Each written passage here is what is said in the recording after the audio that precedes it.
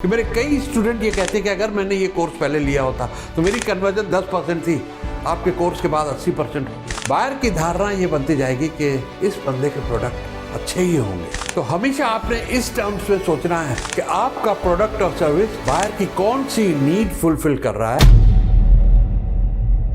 तो आइए दोस्तों बात करते हैं प्री सपोजिशन की। प्री सपोजिशन होती है कि बायर के सबकॉन्शियस माइंड में कोई धारणा बनाना एनएलपी को यूज करके। तो फॉर एग्जाम्पल आप इस तरह के वर्ड यूज करेंगे, मेरे पास एक ऐसा प्रोडक्ट है जो आपको देखते ही बहुत अच्छा लगेगा। मेरे एक कस्टमर ने लिया था, वो कहता अगर मैंने पहले लिया होता तो मेरे लाखों रुपए की बचत होती। जैसे मैं अक्सर अपने सेल्स कोर्स के बारे में बताता हूं कि मेरे कई स्टूडेंट ये कहते हैं कि अगर मैंने ये कोर्स पहले लिया होता तो मेरी कन्वर्जन 10% थी, आपके कोर्स के बाद 80% होती है। और एज सिंपल एज दैट कि आपको जो मैं प्रोडक्ट दिखा रहा हूं, आपका दिल एकदम आ जाएगा उस पर, you will love this product.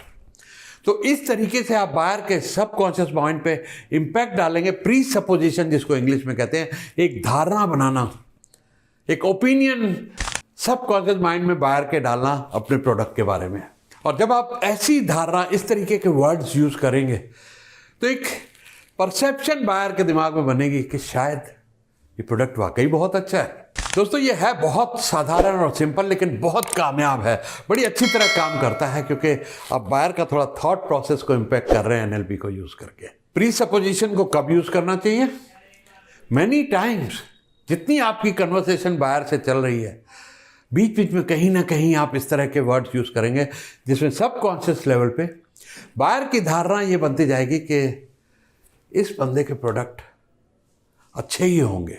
अपने प्रोडक्ट को बायर की नीड के साथ लिंक करना बहुत ज़रूरी है ओवरऑल सेल्स प्रोसेस में। तो अपने प्रपोजल में, अपनी सेल्स पिच में आपने ये बहुत क्लियर कर देना है कि आपका ये प्रोडक्ट या सर्विस बायर की ये नीड, पर्टिकुलर नीड जिसके लिए वो आपका प्रोडक्ट और सर्विस खरीदना चाहता है, कैसे फुलफिल करेगा। तो हमेशा आपने इस टर्म्स में सोचना है कि आपका प्रोडक्ट और सर्विस बायर की कौन सी नीड फुलफिल कर रहा है, और उसको लिंक करना है अपने उसके साथ। कि आपने मुझे अभी बातों बातों में बताया था कि आपको ज़रूरत है कि आपकी सेल्स टीम की पूरी रिपोर्ट आपके पास रोज आए कि कितनी बार उन्होंने कॉल किया, कितने क्लाइंट्स को अप्रोच किया। ये मेरा प्रोडक्ट और सर्विस आपकी इस नीड को बिल्कुल 100% पूरा कर देगा।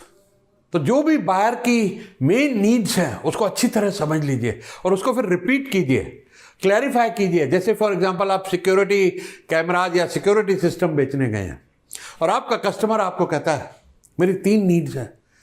पहला, मेरी फैमिली सिक्योर रहे। दूसरा, मेरे घर में जो ज्वेलरी पड़ी है वो सेफ रहे।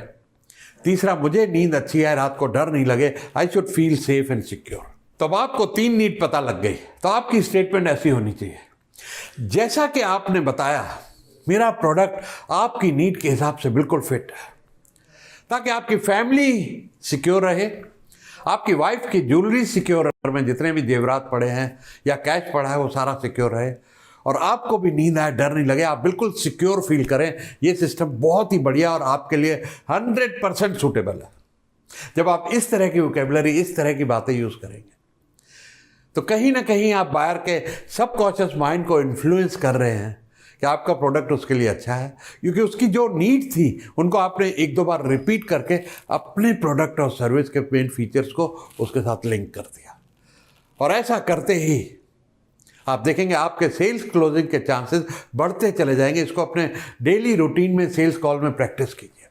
बहुत प्रैक्टिस के बाद ये बातें समझ में आती हैं, एकदम से शायद आप प्रैक्टिस नहीं कर पाएंगे, लेकिन हमेशा हर मीटिंग के बाद आके नोट्स बनाएं, ये वीडियो को दोबारा देखें और देखें कहाँ आपने गलती की, वेदर आपने उसकी नीड को, वैल्यू को लिंक किया कि नहीं किया अपने प्रोडक्ट के बेनिफिट के साथ, इस तरह के शब्द यूज़ किए कि नहीं किए, प्री सपोजिशन यूज़ की कि नहीं की।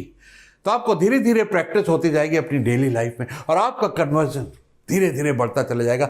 जिन लोगों ने भी ये एनएलपी टेक्निक्स मेरे स्टूडेंट्स ने यूज़ की है, 10 और 20% से उनका कन्वर्जन 70 से 80% तक चला गया है।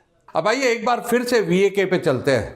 मैंने पिछले वीडियो में VAK, विजुअल, ऑडिटरी और किनेस्थेटिक की बात की थी। अब यही सिक्योरिटी सर्विस वाला एग्जाम्पल लेते हैं कि वो बायर कौन सी सेंसेस को यूज़ कर रहा है अपने बाइंग डिसीजन में सिक्योरिटी सिस्टम अपने घर के लिए खरीदने के लिए। तो उदाहरण के तौर पे ये buyer main sense visual use करता है, सेकंड ऑडिटरी करता है, थर्ड कैनेस्थेटिक करता है।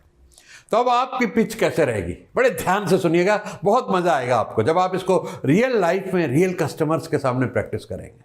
तो आप कस्टमर को कहेंगे विजुअल, ये ब्रोशर है, ये सारे फीचर्स हैं, देखिए, आराम से देखिए इसको, ये सारा होम सिक्योरिटी सिस्टम आपके लिए बहुत सूटेबल है।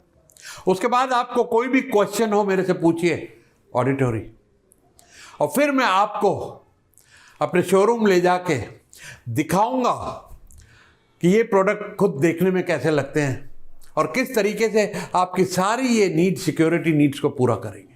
तो आपने विजुअल भी हिट कर दिया, ऑडिटरी की भी बात कर ली, और कैनेस्थेटिक उनको शोरूम ले जाके फिजिकली भी प्रोडक्ट टच और फील करके दिखा दिया। तो आपने तीनों सेंसेस को यहाँ पर यूज़ किया, और आपकी सेल्स क्लोजिंग ज़रूर होगी अगर आप इस तरीके से यूज़ करेंगे।